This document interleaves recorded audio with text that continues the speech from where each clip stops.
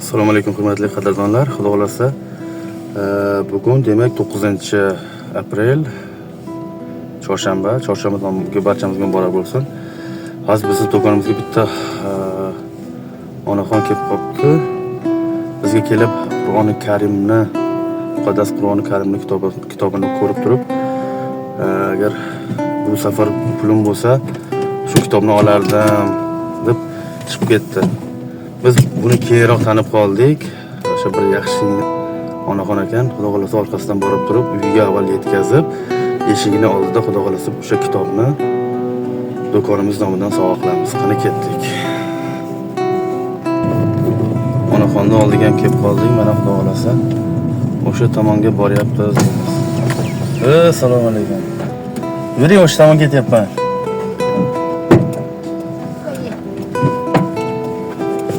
Nima hayollar bilan endi? Har xil hayollar. Hayot davom etyaptimi?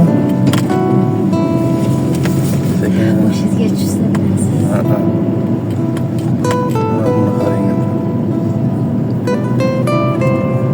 Qata hayol bilan ketyapman. Men sizni uzoqdan ko'rdimda. Bemalol nima qilib haqiqatdan hayot o'zi bir nima qilar ekanda, sanovi ko'p ekanda. Mani tanidingiz. Surayyo tanittirdilar. Ya'ni boshimga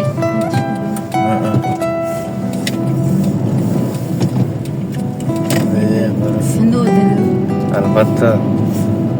Dali yaxshi ko'rishib turmush qilganim kuyib ketdim. Xo'jayinim qirg'izda.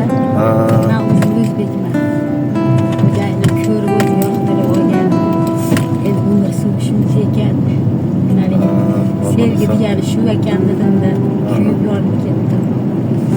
Endi peshonasiga yozilgan shekilli shu kunlar.